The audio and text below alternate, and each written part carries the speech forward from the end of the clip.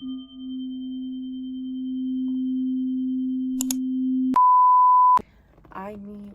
are back. Oh, okay. It ain't gonna close all the way, but that's fine. I'm back and I'm in my car. I was in my dad's earlier because I was getting work done on my car. And like I said, I just want to talk today. And just kind of flow without the expectation of being perfect, without the expectation of needing to say something important. Because I don't need to. I really don't. This channel is literally just for my creativity and my expression. So I find that like I have put a lot of pressure on myself to just show up in a specific way and kind of seem like I'm making my life better, which I am making my life better, but I have nothing to prove. Like, I don't need to prove that to anything or anybody. But I want to say that today I've been seeing 999 a lot. And if you don't know, 9 is the number of release. So 999 usually means like a cycle ending, but within an ending is also a beginning. And it just kind of makes me think. I am back in one of my hometowns, and I'm sitting at a park that I used to come to all the time when I was upset. And I'm just reflecting on like how I got out of these situations, like how I got out of such a dark state. I don't know if you've ever felt like super fucking helpless and just like hopeless, and if you ever had like a dark outlook on the world, like it was here to harm you instead of like be something to have fun in, this video might be for you. Because I'm sitting here and reflecting on the days where I literally used to smoke breakfast, lunch, and dinner more than I would eat it, you know? That's how like I processed every emotion, was smoking and like using substances or having somebody around me 24/7. And with like seeing 999, I remember one of the ways I got out of multiple situations in life that just made me feel like shit was genuinely deciding that I deserved better. When you really like decide and you know within yourself that what you're experiencing is not what you deserve and that you can change it, it will start shifting immediately. I remember I got kicked out. For some reason, my mind is thinking about the time I got kicked out of my house. And that was such a hard day for me, let me tell you. I felt very abandoned, very rejected, just unlovable. So many dark emotions just kind of like overcame over me. And I didn't know what to do. I had people to move in with. Yeah. I had people to move in with, but it's not the same as like home, you know? I didn't have my own room. I did have like, there was always like some type of, it just felt like I was always waiting for the rug to be pulled from under me. So maybe you're like in that position right now, or if you've ever felt like you're waiting for the rug to be pulled from under you. I felt that most of my life until about a couple months ago, to be real with you. Confirmation. But within releasing, if I never got kicked out, I would never be living in San Diego. I mean, I feel like eventually maybe I would have gotten there, but I probably wouldn't be where I am today, especially mentally. Within getting kicked out, it taught me how to truly take care of myself and how to comfort myself. And I realized that nobody can truly abandon you. I was perceiving that they were abandoning me, and that they didn't love me and that they didn't care about me and that they hated me. But really, I was manifesting to live in San Diego. I was manifesting to be able to change the world, change people's lives, change and help and heal people and their mindset around abandonment. And I feel like without that abandonment, I never would have realized that you can never truly be abandoned if you got yourself, you know? If I let these people's perspectives infiltrate my own self-image, I would never make it where I'm trying to go. If I believed that they said I couldn't do it, I would never get where I'm trying to go. You know, so it was like, it was so divine. I took a step back and I was like, you know what? I know it doesn't feel good now. I know it hurts. But at the same time, I'm learning so many different things that I never would have learned if I never got kicked out. I'm learning to show up for myself in specific ways that I never would have had to do if I didn't have to move. And yeah, I just feel like releasing the expectation of people is so important, and releasing the expectation of what needs to happen. Just release. My sister has called me 3 times today. I'm not answering right now. She needs to release me. I'm gonna see her in a little bit. She has my location. I got a message to share.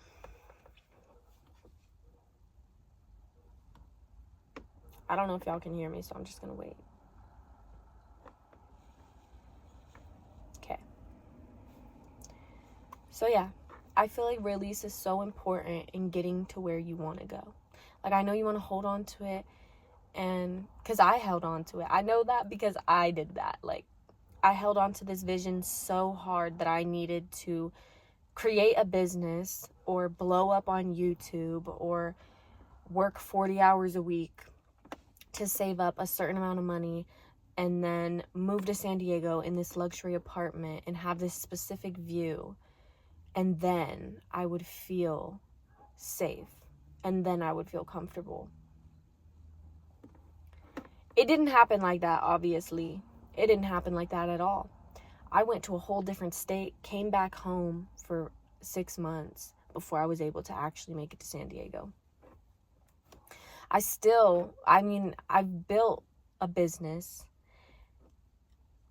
Semi-successful. It's here and there. It's not consistent because I'm also not consistent. But, you know, the way it played out was not at all how I had planned. And it was crucial for me to really surrender and let go in order to not go crazy trying to get there.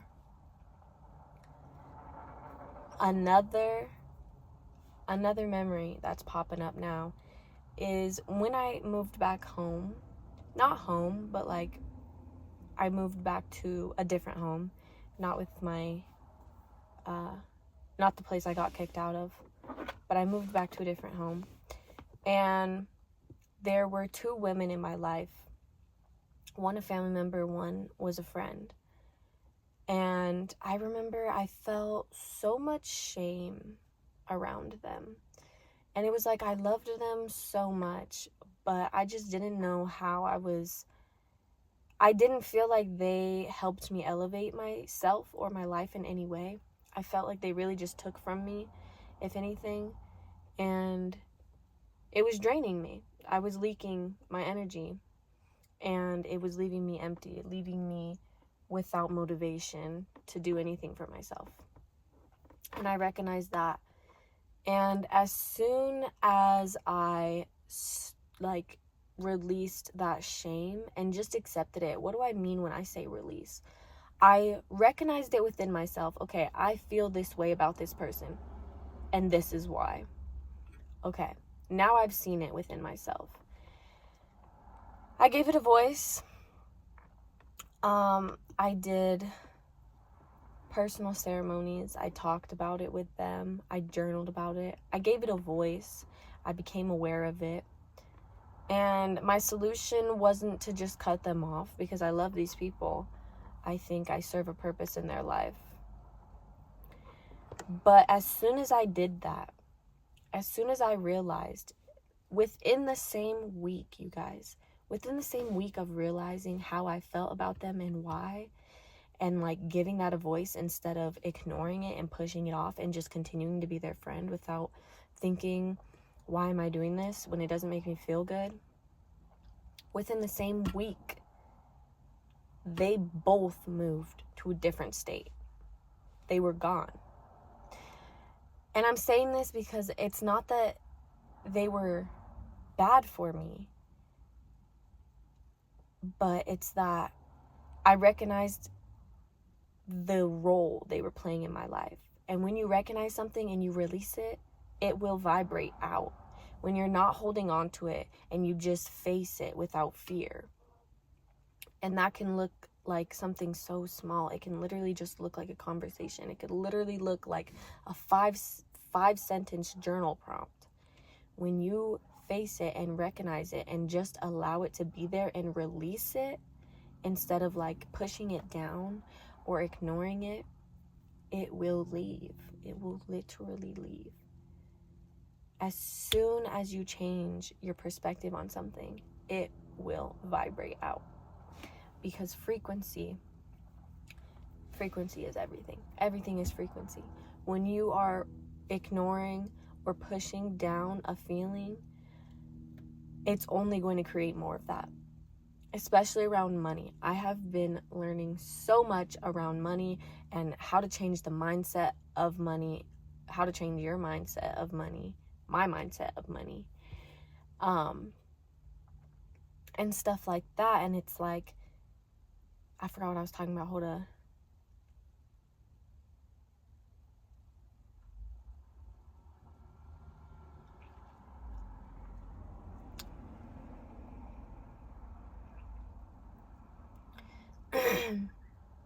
Right.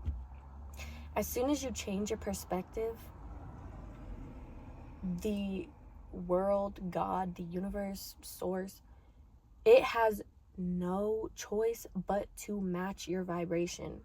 Everything in your life right now is just matching the way you feel about these things. So if you feel scared, if you feel rejected, if you feel like you're constantly making money and then losing it, or you feel like you can only get by when it comes to money, it's because you are creating that relationship with it. The difference between a rich person and a poor person, within moving to San Diego, I had a really hard time finding a job and like adjusting to the financial aspect that it was asking of me. San Diego is a very fast city. It is a very expensive city. I think it's the perfect price, but you know, it is a higher quality of life city for sure. And I've been around a lot of people that have been making money, that make a lot of money, probably more money than I've touched in my life.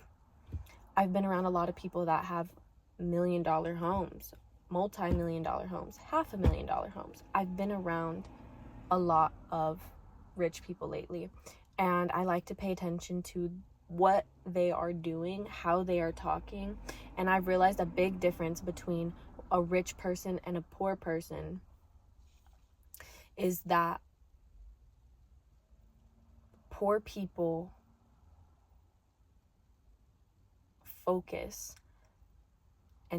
focus on stress and like lack, whereas rich people don't. And it's easy to say, yeah, because they're rich, so they don't have to. But it's like, okay, some of these people weren't always rich though. At some point you have to realize, like, I deserve more. And when you realize that, everything will shift and it'll give you a little bit more at a time. But then when you get more and you stress about losing it, it's not going to give you more because your frequency is literally rejecting it. Your mental talk is literally saying, don't give me more because I'm terrified of losing this. Why would something want to flow into your life if you are literally like, oh, I'm so scared that you're going to leave?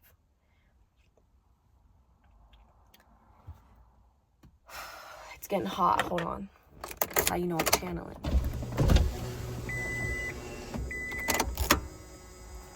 Oh, that breeze feels good. So, the main difference I've noticed between rich people and poor people is literally the way they talk and how they like just think about things. Like when a wealthy person spends money, they don't freak out about how it's not going to come back. When a poor person does, all they do is stress. You're literally creating the energy of do not give me this. It's like the world is responding to your feelings about things. So if you feel scared, if you feel angry, if you feel disempowered, it's not the word I'm looking for, but we'll just use it when it comes to money or when it comes to love. I'm also going through that mindset as well. I've been digging into my mindset around love, and I definitely have a lack mindset when it comes to love. I feel scared of love. I feel undeserving of love.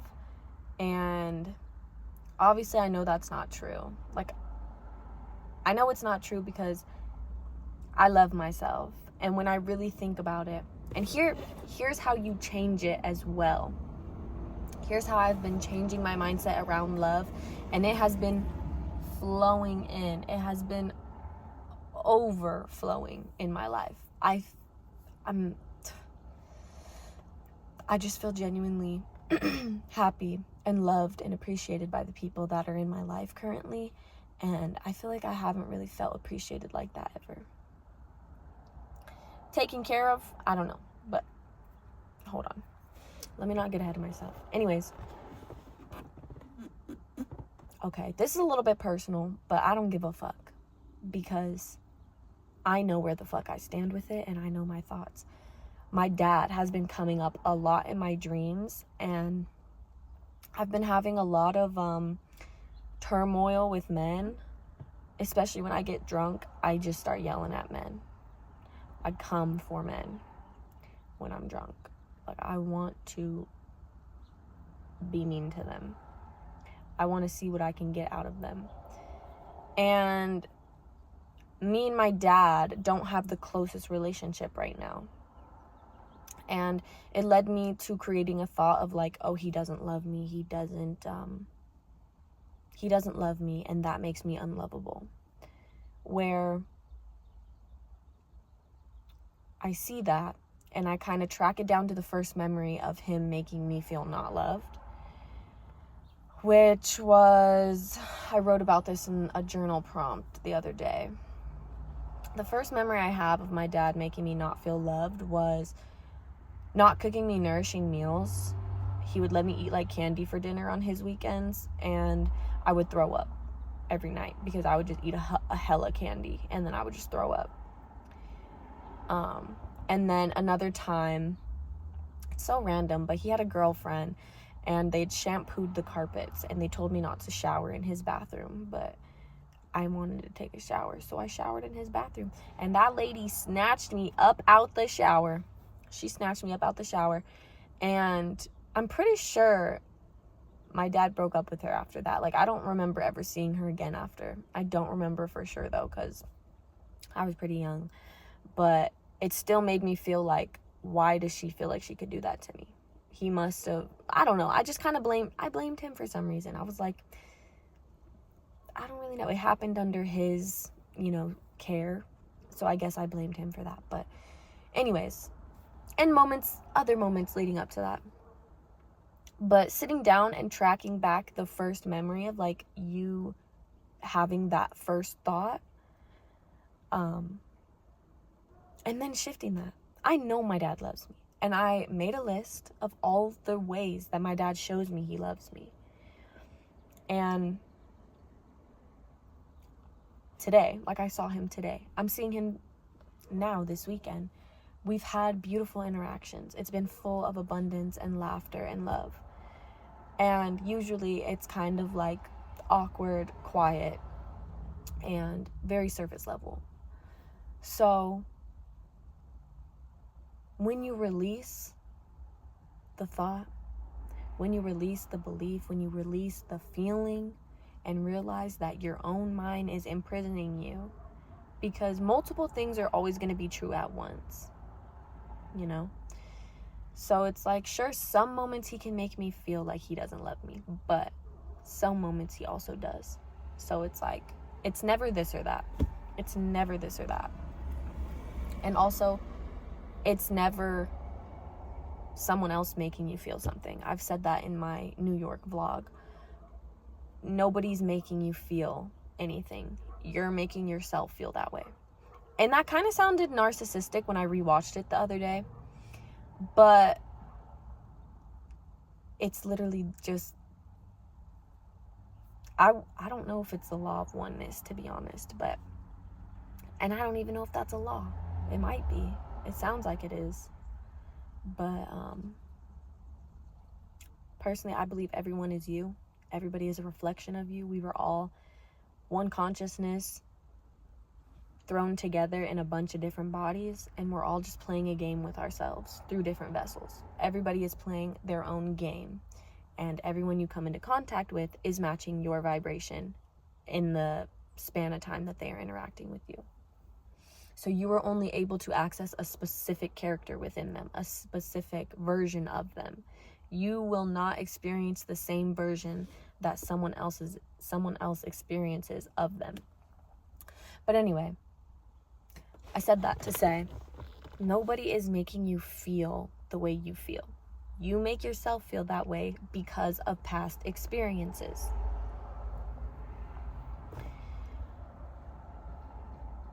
Going back to what I was just talking about, I was feeling unlovable.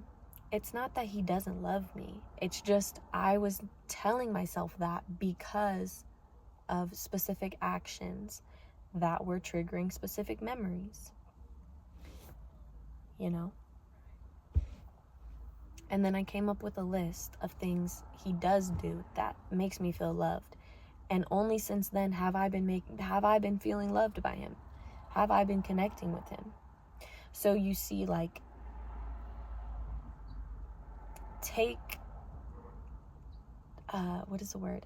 accountability for your own emotions and for your own actions. Other people's actions, that is on them. That's not your fault. But the way you feel about it is your accountability, is for you to take accountability for. Because you are in charge of your emotions, nobody else. Nobody's here to save you. Nobody's here to, I wanted to say nurture you. That sounds kind of harsh. But like, in reality, what I've learned from life is no one's going to save you. No one's going to nurture you. I mean, people will come in and do that. Okay, maybe let me rephrase that. Nobody is supposed to save you, and nobody is supposed to nurture you. I know that sounds so controversial, but it's really nobody's responsibility to take responsibility of you. Maybe as a baby, but like as an adult, no. You have to learn that for yourself. And you're supposed to learn that from your parents, but sometimes it don't always work out that way, and that is also something that is just putting you in a specific direction. Like, everything is exactly how it's supposed to be. Nothing is wrong. There is no mistakes. Even if it seems wrong, it's not wrong. It was supposed to happen that way. It's supposed to make you feel the way it makes you feel, because your feelings are guiding you towards an enlightenment about yourself. Let's say I just kept getting angry and feeling unlovable, and then I just pushed my dad away. Then, God forbid, but one day he will pass away. I would have been so angry at myself for letting those emotions just fester when all I needed to do was open my heart and open my mind and recognize the ways he does love me. Instead of focusing on the ways he lacks, I focus on the way he is full of it. And this can be in anything, money especially. Oh my God, there's so many squirrels. I gotta look up what squirrels mean. Especially with money. You know, you can either focus on how there's not enough there, or you can focus on trusting that it's going to come back, that you're worthy of it coming back. It could even double the amount that you lost can come back. It really depends what you focus on. Poor people, rich people. Rich people focus on how it's coming back and how they don't need to worry. Poor people focus on how they've lost it and how they worry about it. Don't see it as a loss. See it as a gain. Rich people see it as, I'm investing this. I'm giving money away to something, but I'm getting something in return. And that is equally valuable. Poor people are saying, I'm just throwing money away. They don't even be grateful for what they're getting from it. They don't see the exchange as equal. If you want to be rich, you have to see the exchange as equal or greater than. But yeah.